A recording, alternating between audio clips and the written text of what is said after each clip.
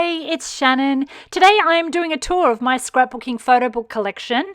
I've made a lot of photo books over the years, different sizes, different projects. It makes sense as a digital scrapbooker to print as photo books. So I thought I'd just pull them all off the shelf and go through them one by one and give you guys a look at what's inside. So I thought I'd start with my Project Life collection of books. So any year-long project I just call Project Life. It's just kind of ingrained in my brain that way. They don't all look like how Becky Higgins sort of set Project Life up with pocket pages and that kind of thing. But to me, a year-long project where you're documenting your family is Project Life. I started doing Project Life in 2010, and I think it might have been the first or second year that Becky had products and albums and things like that called Project Life. It had been Project 365 before that. But anyway, I'd created this album in 2010, and the next couple of years I gradually kind of got it more and more digital till I started doing them in photo books in this way. So this was my first Project Life photo book. I did it in 2015. It's a 12 by 12 hardcover blurb book. You can see there a photo on the front and some words on the spine. This one does look like a traditional Project Life. I used, Kathy Zilski had some templates where you could put your photos in. It looked like Project Life there, as you can see, like the design A. And I was basically just putting in photographs, a weekly kind of, week one little sticker each week. And each week, I think I did a little rundown of the week there in that pocket, some full-page photos, which I really enjoyed being able to use. And yeah, this is, an obvious Project Life. It was pretty easy to get through it and put the photos in week after week. But I think I did get to around September, August, where I just ran out of steam for this one. And I thought, oh, you know what, that's better than nothing, and I was going to be done with it. But we had a really rainy January that year, and I just remember sitting down thinking, you know what, you've got all the notes, you have all the photos, why don't you just get going and finish this off? So I did that, and I was really glad that I got it done and finished. So that's how simple it was. So this is my 2016 book. This one's a bit smaller. It's an 8 by 10. And I was a little bit tired of the traditional Project Life kind of grids. I've been doing that for a couple of years, and I just wanted to move on to something different. So this is also hardcover 8 by 10 by Blurb as well. I really like this size. It's just a little bit more compact than the big 12 by 12. But anyway, I created a bunch of templates for this one. So you'll see I start off there with a full page photo for J for January, and I just kind of continued this system on. So I wrote a little bit about what that month was going to be about or was about. Lots of grids, as I love, always there. I did a watching, eating, listening, news and reading every month, and I mostly captions here. This particular spread, is about a holiday that we took, but it's just generally our life chronologically, done in, I would call this more of a photo book, really. I really like this. At the end of each month, I did a rundown of what the month was about, and then we move on next to February. So this was a really simple way to do it. I actually have this template in my shop if anyone wants to do. So the next one is this 2018 6x9 trade book. I didn't do a 2017 Project Life album. That was the first year that I just decided I just needed a break from doing yearly scrapbooking like that. So this is the trade book. It's 6x9. That's the cheaper version of a blurb book, but still, came out fine. Again, I've used an image on the front and hardcover. This particular one, it's very photocentric, as a lot of mine are. I used these seasonal cards that I got from Paisley Press because I just like my projects to have some kind of structure to them, even just for me. So I've done it by season. It just helps me kind of corral the stories and the photos. I also did this weekly recap every week, which sounds like a grand idea till you realize you have to do 52 of those and think, oh, that was an excellent idea, Shannon. But anyway, I got there in the end. Some of them are shorter than others. But you'll see it's just a lot of grid grids again, a lot of full page photos, little captions under the photographs, not any product in here. This is the quality. It's still pretty good, even though it's the cheaper trade book, not an actual glossy photo book. And I've just filled that up with photos, off my camera roll, basically. You'll see it kind of repeats itself. That's what makes it so easy and so doable, just to get through week after week. I'll show you a little bit more, but you can see the gist, and I've kind of separated it by seasons, and that was an easy way to get it done. But yeah, I love that little one. So here we are at 2019. Project Life 2019. Love those spines. They all line up on my shelf lovely. We're back to an 8x10. So this is an actual photo book again. Wanted to go back to that this year. And for this year, I basically stuck with a very simple grid formation, which just makes it so easy. So I've just got, 3x3 grid. I've done a Paisley Press week number in that top corner there. And then I've just gone along and filled up my sort of virtual pockets with photos, news clippings, memes, journal cards. I've done some little journaling each week and just basically followed that on over and over and over. I've used some journal cards and stuff in there and try to kind of get a color scheme going where I could. But this was a pretty simple way of doing it this year, and I really like the simple grid formation. It just works so perfectly for photos and journal cards, those little sizes. I just, like that. You'll see the quality is pretty good of that one as well, and that is 2019. Okay, so this is 2020. Again, an 8x10 hardcover blurb book. This one is the one that I did with my digital planner pages. So I came up with this idea. I had been seeing people doing memory keeping and scrapbooking in planners, and I just really wanted to do that as well. So I started playing around with templates in ways that I could put my photos in and cut them out and stick them into a planner in the correct size.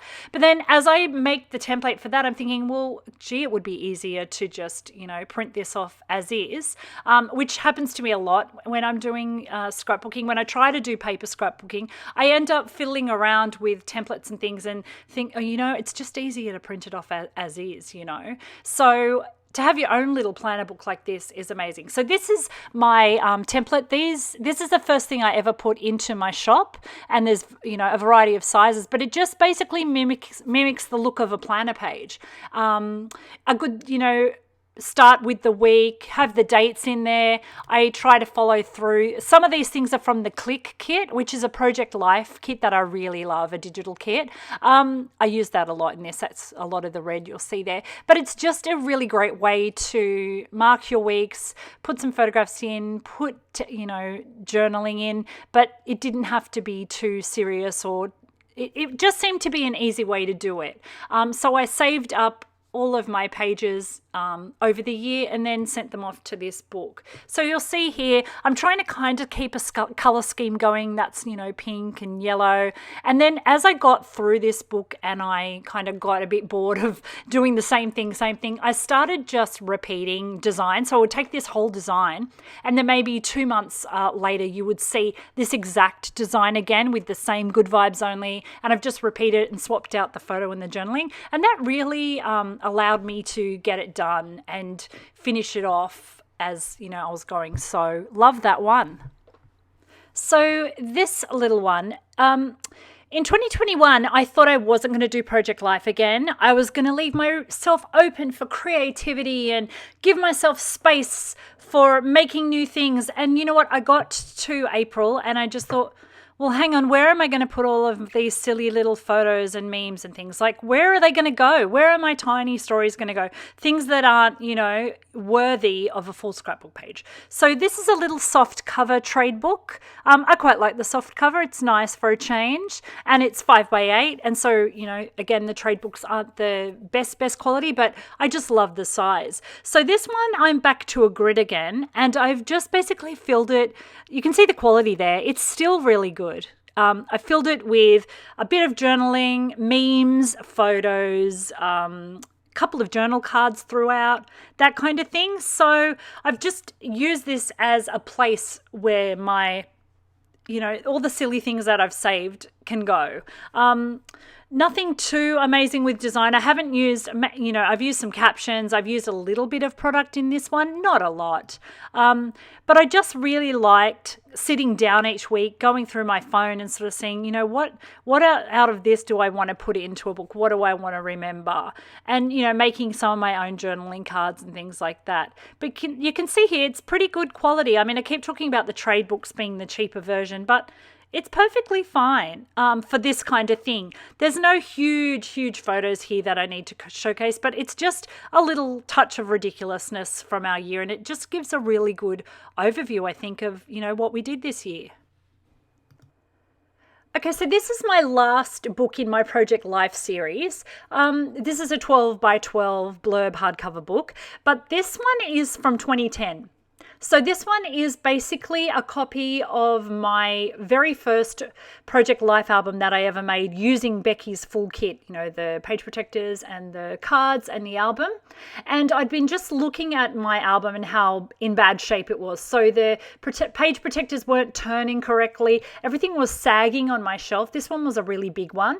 And I just kept looking at it. And then I followed Tracy Holdick on Instagram, and she had mentioned about recreating some of her albums into digital, and I thought, yes, that's exactly what I need to do. This was also a time that we were in lockdown, and I just needed a creative project that was kind of done by rote, not where I had to think or be creative, but I could just get out my old pages and basically copy word for word exactly what I had done originally, and it ended up only taking me about 7 days to do. So I've just used I've got a ton of Project Life digital kits on my computer, and I just used a different kit. But basically all of these photos, the positions, the text and everything is taken directly from my old page protector. So I would just bring, a spread out. I would copy out the text. I would use different supplies because I've got a kind of different aesthetic now. But I basically just went and copied the whole thing. I lightened some of the photos up.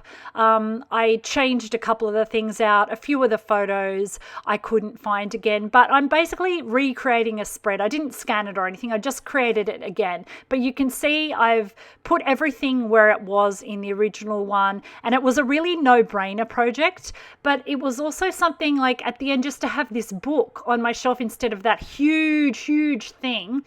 It was just really worthwhile to do this. Okay, so moving on from Project Life, this is the rest of my book collection. These are different random pages and different kinds of projects, so we'll take a quick look through those now. So this is a travel photo book I made in 2014 for a trip my husband and I took. I think travel photo books are the books that most people kind of understand and use, even non-digital scrapbookers, because it's just a very easy way to get all of your photos into a nice book. So I've opened each page, with a black page with the date, where we've traveled, where we've been, where we're staying, just to give it some structure. I've also used this timestamp on it. I saw that in one of Paisley Press's photo books that she had done many years before, and I just thought I really need a way to corral my photos and stories in a book. I just need a structure for me to get it done. And I thought the timestamp was a really good way to do it because I could just follow my day chronologically, starting, morning, afternoon, evening. And it was just, it gave a little bit of embellishment to the pages as well because I'm not using any products in this one. So this is really photo heavy, of course, which you want your travel book to be. I've got some captions, mostly saying where we are. But you'll see this is one of the nice glossy photo books. I think for travel, you really want to go the higher end. You don't want to do it in a trade book. You want to pay the extra money and get a really beautiful photo book because you're, using a lot of full page photos, and it's just really, really beautiful the way this one came out. It's super simple. I'm, using these templates over and over and over again, so I'm just repeating what I've done, but that one I really love, and I'm glad to have my trip that way, really. Okay, so this is my other big travel album. This one I've done pretty much in the same way. This is a month-long trip that we took the kids on to the US again, which was 2017. So this one came out quite thick because, you know, there's a lot of travel involved in this one. But I started off just sort of with a flag and saying where we went, just to give it some context and the dates there. But pretty much the same thing. I used maps for each location behind each opener. So every time we're in a place, I kind of used a map to start it off and then just lowered the opacity and put it through. But you'll see here it's exactly the same as the other one because I found that one just such a simple way to slot things in. It's very, very photo heavy. So here we start in Vegas, then we move to New York, and you know, just some captions, some photos. Again, a beautiful glossy album. Good quality photo book. Here we are, Disney, Universal, that was our next stop. So I just wanted to fit tons of photos into this. You know, then we moved to New Orleans and we ended up in Hawaii. So that's just another really simple album. I took a book with me and made notes every night. This was the book. But I felt like if I tried to slot them into the photo pages, it would be kind of disruptive and I couldn't figure a nice way to do it. So what I decided was just to transcribe those pages out of my diary like this in the back. So it kind of doesn't ruin the flow of the book, but I have them there if I want it. So that is another book and I really love this one. And this one is great for the kids to pull off the shelf and have a look through as well. So last year when I recreated that Project Life book from album to book, I started kind of looking around at my scrapbooking footprint around our house. And, you know, as a digital scrapbooker, I had made a lot of pages, printed them out on photo paper, put them into page protectors, into D-rings, and they just take up a lot of space. And I already have the files. Like I have all of these pages living on my computer as well as printed out. So it's not really much more for me to go and recreate them as photo books. The only thing is that I'm doing the thing twice. But this is my 2020 and 2021 pages. I had made over that period, gone back to 8.5 by 11 as my scrapbook size. So these are just all my one-off random general pages. These actually filled up 2 D-ring albums, and I found all of the files on my computer, made sure everything that was printed was, you know, here again, and just basically put it together as a soft cover 8 by 10. I had to do a little bit of resizing with this because my original pages were 8.5 by 11, but you know, it's so much thinner on my shelf than 2 full D-ring albums. So this is the same concept except for my Traveler's Notebook pages. I make a lot of 4x8 pages for my Life Crafted albums. There's not a 4x8 option in the photo book world. So I chose 6x9 because it gave the most sort of equal space around. If I did 5x8, it'd be a bit cramped at the top. So I don't think it looks so bad. There's a lot of white space around, but it's quite even. And I love how this came out. These are basically a lot of COVID stories in there. So these are all the little 4x8 pages that I made, and they just have a nice home. You'll see there's some blank spots. So in the original, I had like a letter sticker, or I might have had a little puffy sticker or something there. But I'm going to go through and add some of that stuff back because, you know, there's no reason why you can't stick things into these books. And there we go. I already have had a try of that. So that's a little plant puffy sticker, just to mimic what I had on the original. But there we are. They are just some nice pages of my 4x8s, but all together in a book. And these are all of my 6x8 pages in book format. Not all of them, because this is a persnickety book and it only takes a certain number of pages. So I think this is my first, say, quarter of pages done, and then I've got an ongoing thing where I just need to keep doing it. I think I have about 4 books worth of 6x8 pages. I never scrapped in 6x8 until Ali Edwards bought out the storybook albums in 2007. I bought a bunch. I thought I would use them for December Daily and things, and then I just got really hooked on that size. So I was making tons of 6x8 scrapbook pages using a lot of Ali's digital kits, and I really, really, really love that size. And the only reason I stopped doing that size was not being able to get those albums and page protectors. But this is a persnickety book. Look at the beautiful, beautiful quality. It's thick, it's velvety. I can't recommend it enough. It's expensive, which is why I'm only a quarter of the way through this project of, moving all this stuff over. But it's older pages, so there's no reason why I need to rush into it. But you'll see these are just all of my general 6x8 pages corralled into one book. I've used a lot of the Ali Edwards digital kits in these, and I just love how this turned out. I mean, it's the sheen on it, it's just such a beautiful quality book. Like I said, I've got a few more to go. I was worried, see how that's slightly cut off, but I was worried I would have a lot of problems because I didn't want to play around with resizing or anything. I just wanted to send it off and see what happened, because I didn't design these pages with the idea of being a book, but it came out great. And you can see I had to turn some of my letter stickers into print, but that's perfectly fine. And I really love this, and I'm looking forward to getting the rest of them done in the new year. This is another 8x10 hardcover photo book. It's a little passion project that I came up with out of the blue one day. I was reading Rachel Ray's. She has a book where she documents a year of what they ate and cooked and things like that, with photographs and recipes. And I just thought I could do that because I take tons of food photos. I cook a lot. So I came up with this little template. I actually came up with it as an idea for Project Life. I'm always trying to think up different templates just to keep year-long projects interesting. But instead of using it for Project Life, I thought it would be perfect for this kind of thing. So what I've done is just taken photographs of everything I've cooked, that we've eaten out, bought, that kind of thing, and just done a little kind of year's worth of that. I haven't done every single day, and as you go through the book, you'll see there might be days apart because you just sometimes forget to take food photos, or the lighting is no good and they don't look great. But it's just a really, really easy way to document something daily like this. I think it'd be a really great way to document things that you're doing over and over. Maybe you hike, or maybe you garden or something, and you want to see how things change over a year. I think this template would be really good for that. And this is in my shop as well, I think in a variety of sizes.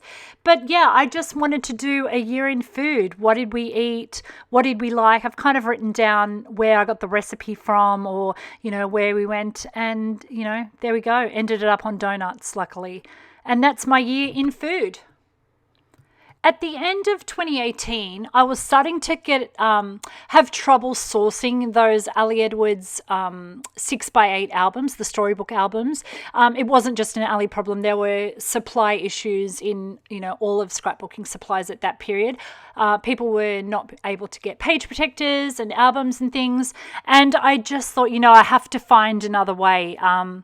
I know there's a lot of different 6x8 album options, but I really liked Ali's, and I liked having a set that matched. So this year, 2019, I decided to just go my own way and create some photo books instead of doing my 6x8 pages. So what I did is I did these blurb. I've made two because they were getting a bit thick, but they are the 5x8 blurb trade books, and I just divided them up by month. And I generally, instead of making my 6x8 pages randomly at this point, I just started making them 5x8 with a view to eventually making them into a book like this. So these are a lot of my Ali Edwards digital story kits, some of my Kelly Stamps projects, but it's just a bit of everything. And this way I didn't have to worry about trying to get albums and trying to get page protectors. The quality is pretty good. I've talked about trade books nonstop. So this is not the beautiful glossy photo book you would use for a trip, but it's good enough for what I was using it for. The colors are a bit muted, but I don't mind that at all. This is part two. I just split it up. In part two, I used a different source of paper. I think there's two options with trade, economy and standard. And for some reason, I chose the other one for this. You can see it's shinier, a little bit glossier. That's fine. So that's it. 2 albums full, instead of using my 6x8 albums, just doing 5x8. And I really like these ones too. So this is my little Chatbook collection. These are little 6x6 square books that Chatbooks make.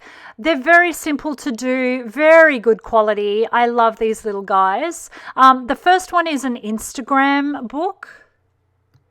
And I think this is what Chatbooks are most known for. So they will just take your Instagram feed. I don't know what's available anymore. I haven't made a Chatbook for a while, but see, they do the photos, they do the captions, and they're basically just taking all of this from your Instagram feed. You have a bit of wiggle room in terms of what you want to put in by date or things like that, but it's a great way to make a book. This one's another little passion project. I came up with this idea, 100 songs that changed my life. I had an idea to do it for a 100-day project, even though it took me quite a bit longer. I just used a Kathy Zielski template and basically did a book of 100 songs that are important to me. I kind of followed it through. It was a pretty quick thing. I could do it in batches. I've done the title, the band, and a little bit of why that song is important to me pretty much. And I just love this little book. I think this kind of thing, it's super personal, but I just love looking through it myself, and hopefully someone else will. This is a little project I came up with. You can see it says book 1 on there because I had this idea to make these little kind of 6x6 books with just random stuff in them. I was making daily pages with the Awesome Ladies project at this time. This is when I was also in lockdown a lot, so I had time to fiddle around and make different kinds of things. I just was doing so much digitally with my daily pages and gluing it into little Moleskine books that I thought, why don't I just make a book and why don't I make it a series? And, every couple of months I'll print one off. And you can see this is a Heba, me, myself, and I project that I did. So you see those sprinkled throughout. But generally, they're just little 6x6 pages that are just really cute. I just love this size. The cost ended up so prohibitive in terms of doing it. If I was doing 4 a year, if I'm just doing one off here and there, the price was okay. I can't remember what it was. But with my concept that, every 3 or 4 months I'll send a book off with this kind of ridiculousness in it, it just didn't make sense. So while I really love, what I've made here, it's something that I just, it's a one and done, unfortunately.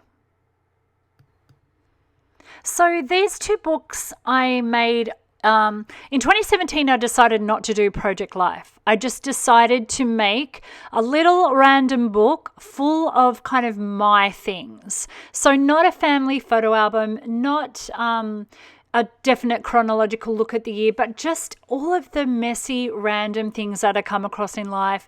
A Commonplace book is for quotes and things you're inspired by. And that's what I've got in here. I've written here thoughts, little stories. I've got recipes in here. I've got photos of, off the camera that don't really need a full layout. I've got little song lyrics. I've just got lots of little bits and pieces, and I just did it in sort of grids here and there, full page photos. It was a very, very playful album. And this is probably the style of scrapbooking from doing this that I've continued on since 2017.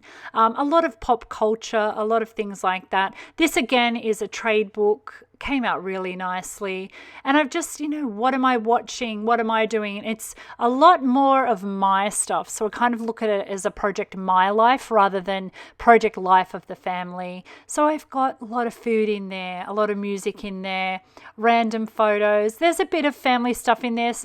There's the quality. Nice sheen to that. It's really pretty the way that this one printed out.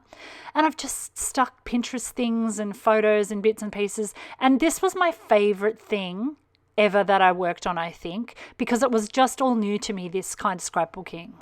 This was another one I did in 2018. I actually took a mini bookmaking class for fun by Jamaica Edgell, and I enjoyed making these little pages, and I kept going, and they were done on paper in binder rings, but anything on binder rings kind of doesn't feel like it's got longevity for me. So I ended up, and a lot of them were sort of digital anyway, so I ended up just recreating that whole book and going, doing more as this little kind of what I've called the Commonplace book again. And as you can see, it's just, a little bit scrapbooky, just all the stuff that I like to collect. So it's just another one. This is a smaller one. So this is the 5x8. You know, they're not scrapbook pages. It's just more of a collection of stuff. So that's all, folks. Thank you so much for going on this little journey with me through all of my photo books. I think as a digital scrapbooker, it's a really good way to go for printing out your work. Instead of using, you know, ink at home and photo paper and page protectors, price-wise, I think it kind of all matches up at the end, doing it as a book. It saves so much space as well. And I can tell you the kids and the family are much more likely to pull a book down from the shelf. And even if you're not a digital scrapbooker, I really urge you to kind of look into books like this if you want to simplify your yearly albums or your travel albums or things like that, because a lot of these blurb and things like that, there's easy ways to get your photos in. They provide you with templates and things like that. I make all of my pages in Photoshop Elements and use my own templates, so I'm saving it as a JPEG and bringing it in. But you know, there's so many different options. But I really appreciate you going and spending all of this time looking through my books. If you have any questions, please let me know. I'm always happy to answer. Thanks, guys. See you in the next video.